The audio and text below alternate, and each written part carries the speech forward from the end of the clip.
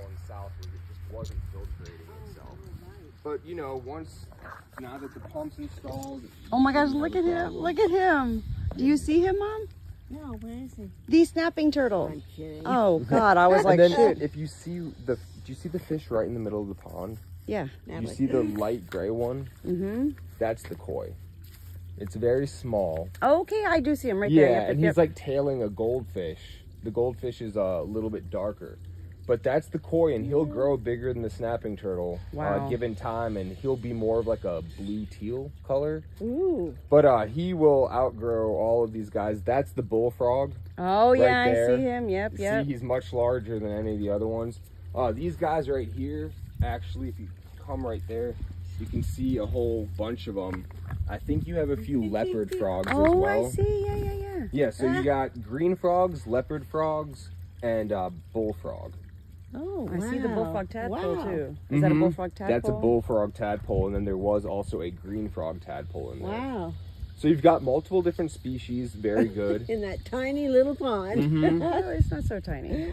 It's actually a pretty decent size. Okay. It just looks, it looked tinier when it was overgrown and you can't see the water and stuff. It's a kind of an illusion. But I don't know. I haven't done the exact math, but I would say this is at least 1,000 gallons, and that's on the more decent size. Wow. Okay. Looking good. It is, and then he saved like a, you know, he brought a lily pad. Yes, right there. Oh my goodness. And then these two plants I found actually growing in here, which is where we don't want them. Right. So I just moved them right here Nice. to kind of fill in the space. And all the new rock you put in. Yes, filled in all the little patches with, you know, rock and spruced it up for you. The one thing I will say is once this thing gets going, you can expect it to kind of dust up a little bit, but then it's going to clear itself out in, I would say, 3 days to a week, because you're just going to see all the particles kind of move around, and then once they find their place back, it'll be clear. But the water quality that you had before was green, and that was because of the algae, because the bacteria wasn't competing with it. Oh, is that what it was? Yeah. Yeah, but when you see it start up, it'll be more like a sandy haze, and that's nothing but particles in the water. And then once that clears up, you'll have that clear water like this, and it'll stay that way for you because you do have bacteria in there, and in the water from the fish poop, it just needs to cycle itself. Wow. So it's a healthy ecosystem, just needed to get running. Well, that's wonderful that you are so informed, because we knew nothing. Yeah, I've been building ponds as like a hobby since I was 9. So Wow. yeah, and then I did get a degree in wildlife management because I thought I was going to be a park ranger. Yeah, yeah, so, yeah. You know, it all. You remind me of my daughter's boyfriend. So, yeah, he's going to air school actually to be a pilot, but nice. Very similar qualities. Yeah. Yeah, it all came together for me because this is like a hobby, and then I thought I was going to go off and be a park ranger, and then my girlfriend got pregnant, and then the Lord had different plans for me. There you go. Yeah, yep. We know about the Lord, right? Yeah. No, for sure, and so does she. So like, you know, I didn't question anything. I got a job at a moving company, and then this place was right next door.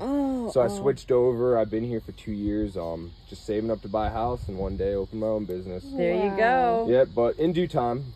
I enjoy the process. Will he eat the frogs? No, he doesn't eat frogs. So he definitely will eat anything that fits in his mouth. Okay. But I do think that he's probably like hibernating now. Yeah, he's like slower. Yeah, like he could if he wanted to, because I was holding him, and I mean, he snapped back so quick.